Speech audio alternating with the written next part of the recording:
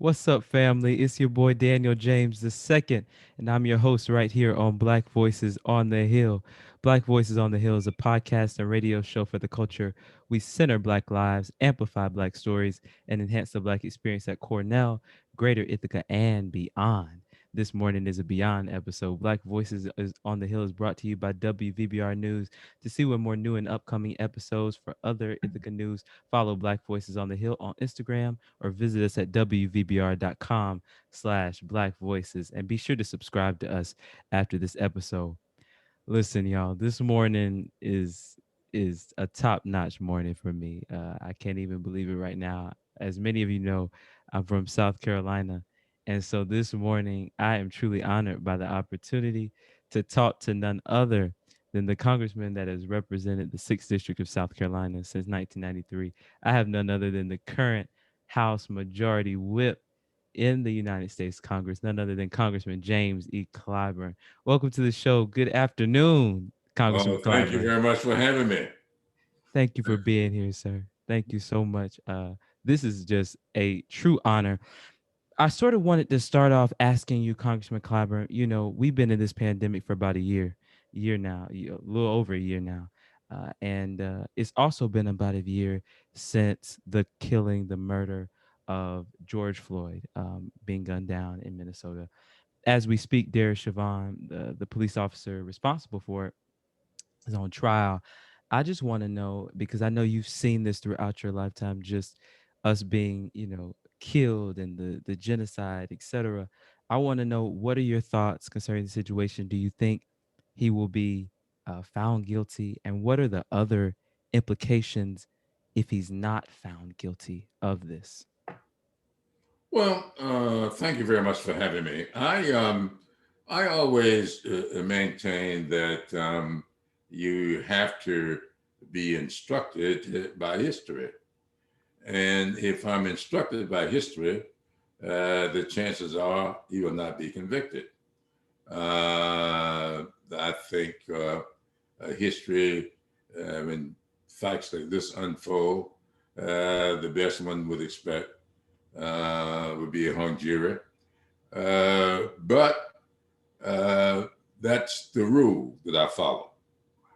Uh, there are exceptions to the rule, and I'm just praying that this one is an exception.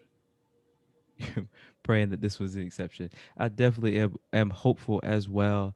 It's disheartening to say the least, but I'm hoping that in 2021, uh, I would hope that that still wouldn't be a question. Now, other current news I wanted to talk to you about. Now, thankfully, today we can say that Joe Biden and Kamala Harris are the president and vice president. So I would say that largely we can thank Black voters, we can thank marginalized identities, the elderly, the disabled, all those who came out from the margin societies and sent in their ballot. Now, of course, one could say that when it comes to Biden's candidacy, though, I would say that Congressman Clyburn, your endorsement, it definitely, I believe, it saved what was maybe a could have been a failing candidacy, and as a result, we've rebuilt the blue wall in a lot of states, including Georgia. But the same state of Georgia, where we now have two new Democratic senators, thanks to Stacey Abrams and others, they're now stripping a lot of voting rights for people through new laws. They've arrested a senator who was trying to protest that. My question for you concerning South Carolina is: do you think South Carolina will ever be blue again? And then I guess, wh- does it matter, or does it even help at this point to turn the South blue or try to, because they're still doing things that are disenfranchising Black voters? Well, they're doing it in order to engender the kind of reaction that come from a lot of people that you allude to there. Um, people, if they can get you to do their work for them, they don't have to do it. And a lot of what you see taking place is to discourage and dissuade. I always adhere to the basic notion: when the world gives you lemons, make lemonade. Now, a lot of people will take the lemons, go over in the corner and suck on them. But I think that if you make the decision that when I get the lemon, I'm going to make lemonade. Now, the first time I ran for office in 1970, I won the Democratic primary. I lost the general election. And I was asked by a reporter, what happened? And I said to the reporter, it looks like I didn't get enough votes. Now, I was pressed. And the reporter kept asking me, you know what everybody's saying. What do you think really happened? And I concluded by telling the reporter, I just didn't get enough votes. That's all I would say about it. Now, that's not what I was feeling. I knew I had been screwed. I knew that something untoward had taken place. But I decided that it would be best to say that which would make headway rather than that which will make a headline. And the next morning, when the newspapers came out, that's what there was, a quote: I just didn't get enough votes. Now, John West was elected governor on that same day that I was getting voted out. And he was happened to be passing through Charleston on his way out to Kiowa Island, which was nothing but farmland at the time. It was really a hunting ground more than farming. And stopped to pick up some newspapers. He saw that newspaper, saw that headline, and went straight to the telephone and called me. And I wasn't home. He spoke to my wife and said to my wife, please have me call him when she could contact me. She knew where I was. I was hiding out, licking my wounds. And I called him. And he asked me to meet him in Columbia the following Monday. This was a Thursday. I guess Wednesday or Thursday. And the rest is history. Now, if I had said what I was feeling, the headline would have been different. And I never would have gotten that call from John West. So what I tried to say to young people especially, think of what you want to get out of a conversation. Think of what you want to get out of whatever it is that you're doing. And then act. If all you want is a headline, then go ahead and make headlines. Which is one of the big reasons that I was one of those people that John Lewis and I both on the same day spoke out against the headline, defund the police. Because we remember what happened to us back in 1960 when we were sitting in and Stokely Carmichael and Rap Brown started yelling, burn, baby, burn. That's what killed our movement back in the 1960s. And no matter what anybody may say to the contrary, defund the police is kind of headline that will kill you in an election. And I think you mentioned the trial that's going on now. It is kind of interesting as I watch this trial, and I've been watching it quite a bit. It's got two people testified that they called the police. Now, there were 4 or 5 policemen there. 2 of them, maybe at one point, 3 of them, had their knees on this man's back. One of them with his knee on his neck. They were police officers. But the people, bystanders, called the police. They called 911. So what were they saying?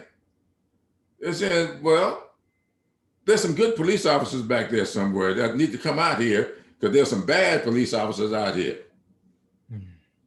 That's what they were saying.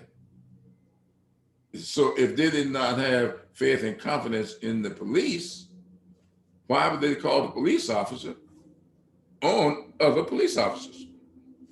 So that's the kind of thing I think we have to really, really give some serious thought to. And that's where we are uh, today. You've got people in Georgia passing laws, a governor signing these laws. And if you recall, the first, right after the law was signed, Coca-Cola issued a statement in support of the law. I mean, it waffled. Um, so did, I said, Coke did.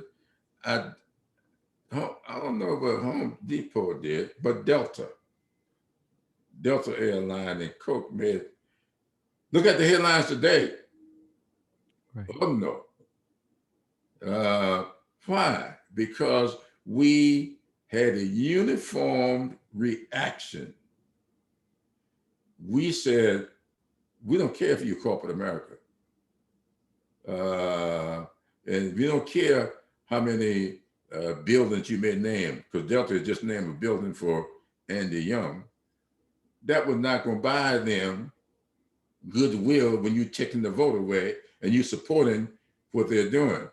They've changed their tune already. And I guarantee you, you're going to see some changes in those laws. Wow. I never considered the perspective that you gave in terms of the policing situation.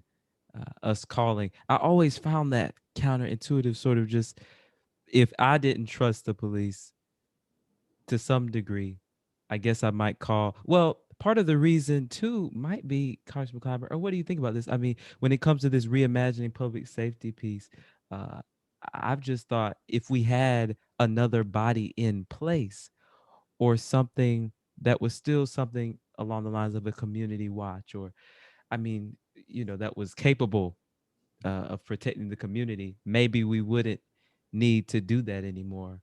Uh, I agree with you, Daniel. I mm, agree with you 100% with what you just said. mm, You used the term reimagine in policing. I've used that term. I've written op-ed piece using that same term, mm, reimagine in policing. That is one thing. Defund the police, mm. that's headline seeking. True. Very true. Now, once again, do you wish to make headway or do you wish to make a headline? Do you wish to make headway or headline? I'm gonna quote that. I'm gonna quote that, sir. All Speaking right. of headway, there are two bills. You talked about voting, the John R. Lewis Voting Rights Act and the For the People Act. Really quickly, if you could just tell us, because one of them has rocketed through the House. I think it's HR 1, but HR 4 is lagging. Tell us, what are those bills? Why is it important that we get those passed on a federal level? Well, because and I'm glad you gave me an opportunity to explain it. HR 1 deals with a lot of things. It deals with redistricting. It mandates a redistricting commission, take it out of the legislators' hands. It calls for public funding of campaigns. It gets rid of the Supreme Court decision called Citizens United. Uh, all that's in HR 1. Those are pretty controversial things that are going to be around and they're going to be debating them. Now, the reason HR 4 is lagging is because we have not introduced it. We introduced it in the last Congress, Mhm. but we have not introduced HR 4 in this Congress because HR 4 requires that we develop a record that G.K. Butterfield is now working on developing. He plans to have that record in place by the end of June so that we can write the legislation. The legislation under the current law require that you have that record in front of you in order to write the legislation, which explains why you've seen me in recent days saying we ought to introduce H.R. 4, making it apply to all 50 states. Why? 45 states, according to CNN, 43 according to MSNBC, have passed voter suppression laws, which means that there are only 5 or 6 other states that have not passed them. So make it apply to all 50 states, and you don't need to develop a record because you will not be isolated in one state and having to prove to the court why you, quote unquote, picked on those few states. If you're doing it for everybody, since every state, if you change your voting laws, you must get pre-clearance. You can do it. So I'm hopeful that I'll get enough of people agreeing with me on that by the time we go back into session on the 13th. And if so, I'm going to introduce HR 4 or something akin to HR 4 to do just that and not have to wait to develop a record, but make it apply to all 50 states. I love that, and I hope that when it is passed into law, I believe that it would be longstanding legislation, prevent some of the problems, especially that we see statewide right now, especially in states like ours, like South Right. Carolina too. So, listen, you got some books back there, and you got a picture I really like. You have Mother Emanuel Yeah. on the right, and I see. I was listening to another interview. You keep 2 books with you at all times. You keep, I think it was you said the Bible and the Truman. The Truman, Uh, yeah. yes, sir, the Truman one. There's a Truman there, Uh-huh. the Bible, 2 Bibles there next to it, and my book, Blessed Experiences. Yes, sir. So I want to talk about that. Your book. I want to talk about genuinely blessed experiences, genuinely Southern, proudly Black, Right. and get a little bit into because you've been a long time, highest ranking member African American in Congress for a long time. I would say. Uh, Tell us about how you got your start in Sumter, South Carolina. You of course went to South Carolina State, and there are a lot of people Buckland State's now. back there too. Oh, I didn't see the Bulldogs back there. Okay, so tell us about your start, and when did you know you were going to enter into the realm of politics, Congressman Clyburn? Well, it all started with my mom, who was a very active supporter of the NAACP, a fundraiser for the NAACP. My mom was a beautician.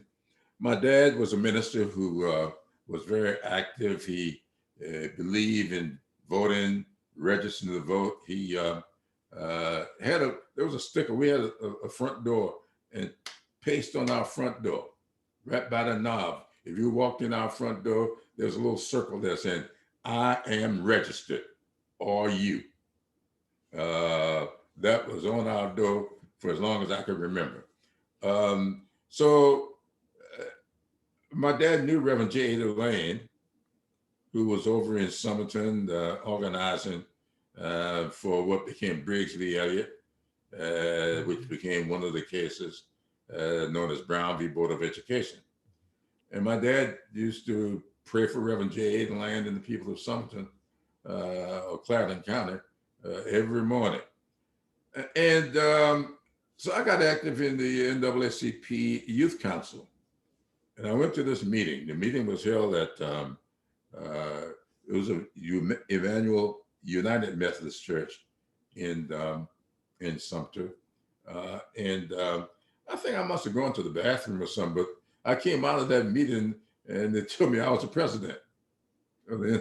I was 2 months shy of my 13th birthday. I was 12 years old You and should be. became president of my NAACP Youth Council. And I've been involved ever since. I went to college, went to South Carolina State. I was there when we started the sit-ins in the 1960s, met John Lewis and I. We met in October 1960. My wife and I met a few months before that in jail. So it's, I tell people all the time, I didn't wake up one morning and got mad about something. No, I've just always, I'm doing what I wanted to do when I first started reading about Truman. I started reading about Truman in 1948 when I was an 8-year-old kid, because my father used to require that every day we had to say a Bible verse every morning at breakfast. Couldn't say the same one twice. And on the day he established a rule, he took Jesus wept off the table. Every evening, we had to share a current event with my parents.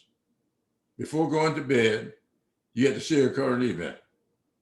So I grew up reading the newspapers. So I got enamored reading the newspapers about Harry Truman, how this guy, no college education, had failed in business, had a physical handicap, so-called flat eyeballs. He wore these funny glasses, small in stature.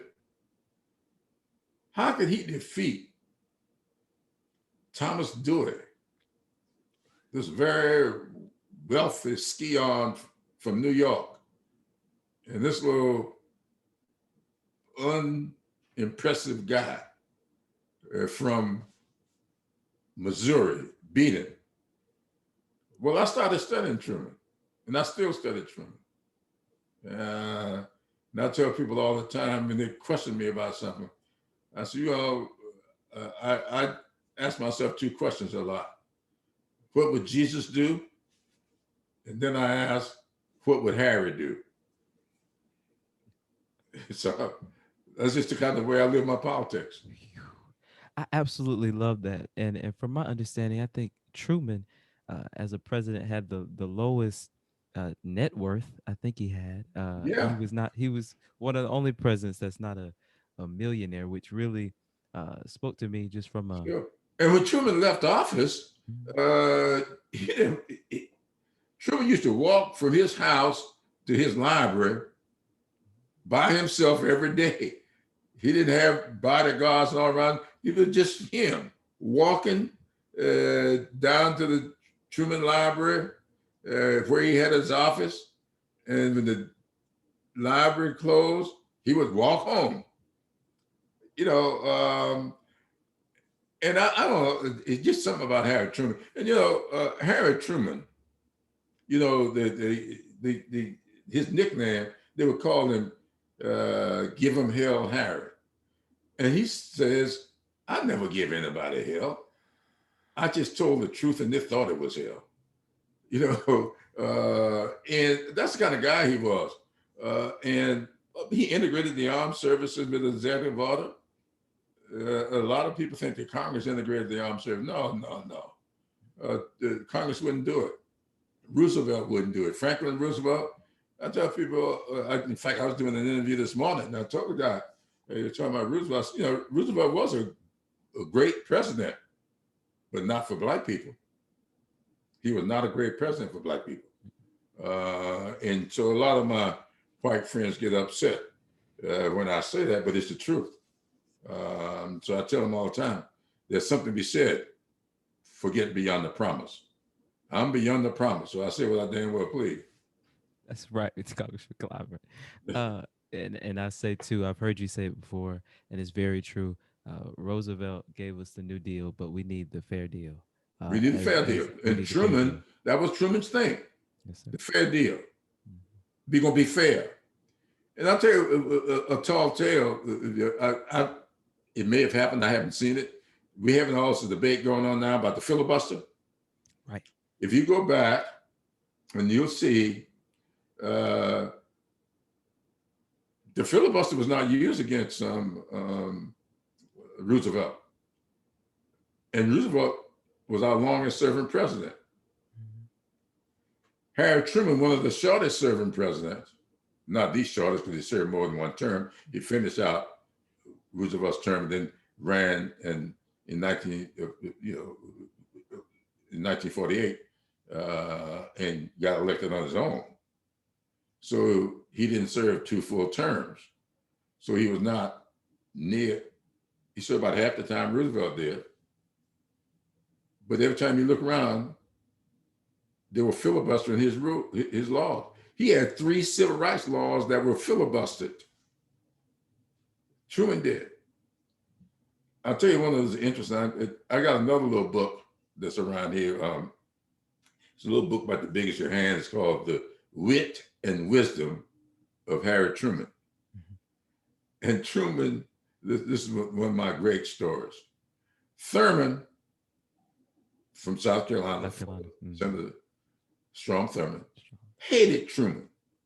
Of course. He hated it. He ran against him, if you recall, in 1948. Well, you weren't around, but from your studies. History, yes, sir. He loved Roosevelt. Thurman loved Roosevelt. Really? Yes. And so a reporter asked him one time, said, Mr. Thurman, why is it that you hate Truman so and you love Roosevelt? He said, Truman is carrying out the same policies that Roosevelt advocated. Why? And Thurman said, yes, I know, but Truman means it. Wow. So, but he didn't say that Roosevelt didn't mean it. He said Truman means it. And that was his difference. He hated Truman, he hated Truman, loved Roosevelt, and he hated Truman because Truman meant it when he said we're going to be fair. Remember now, it was Truman. The reason Truman integrated the armed services was because of an incident that took place right here in Batesburg, South Carolina. Isaac Woodard and Richard Gergel, the judge down in Charleston, Judge Richard Gergel, has written a book about Isaac Woodard. Isaac Woodard was a Black man who served in World War II. On his way home from the war, he was down in Georgia, Fort Benning or Fort Gordon, one of those forts down there, on a bus trying to get home to Fairfield County, South Carolina. Jumped off the bus by a deputy sheriff who took his billy club and punched his eyes out. Bunched Woodard's eyes out. Woodard was in his uniform. Now, who was a patriot there? Here's this Black guy in his decorated uniform. He's a well-decorated soldier coming home from the war. And a white deputy sheriff in Batesburg, South Carolina, drug him off the doggone bus, punched his eyes out with his billy club. He spent the rest of his life blind man. That was the incident that converted Judge Waring, J. Waiters Waring. That incident is what started him on his journey. When he got rid of the white-only primary, that was Waring. When he equalized teacher pay between Blacks and white teachers, that was Waring. When he wrote the dissenting opinion in Briggs v. Elliott that became the Supreme Court decision, Brown versus Education, that was Waring. And it all started with Isaac Woodard. Isaac Woodard converted J. Waiters Waring, a white judge from Charleston, South Carolina, who got run out of Charleston because of his rulings. And he also converted Harry Truman, who issued his executive order because of what happened to Woodard. So, I mean, I can go through all kinds of stuff. That's why I'm such a Harry Truman guy. I believe you, sir. Listen, Rachel, I know we only got 1 minute, but one of the things I was going to end by saying is, yeah, that two-front war that many people don't realize, Black people, many that served, did have to come home to some hostilities, whether it was lynching or just being a part of the arms. And I believe Harry Truman passed that by, I believe, executive order. So executive orders can be used for good, despite what we saw under the Yes. You mean the armed services was integrated by executive order? Yes, sir. But remember now, Abraham Lincoln, the Emancipation Proclamation, that was an executive order. Oh, wow. 2 executive orders, one to free slaves in the District of Columbia. Then he wrote a second executive order to free slaves in all the former slave states. But we had to get the 13th Amendment passed in order to free slaves in the whole United States of America, because any executive order could be overridden by the next president with an executive order. So I know that it was the 13th Amendment that freed slaves, but it was all started with an executive order by Abraham Lincoln. So when people tell you, and I've had this discussion with President Biden and a lot of other people, I had it with Obama, because I never thought that he used the executive order enough. And I've said to President Biden, you got to use this executive order. Yeah, try to get the laws passed. If they don't pass them, use your executive authority. That's what Lincoln did, and that's what Truman did.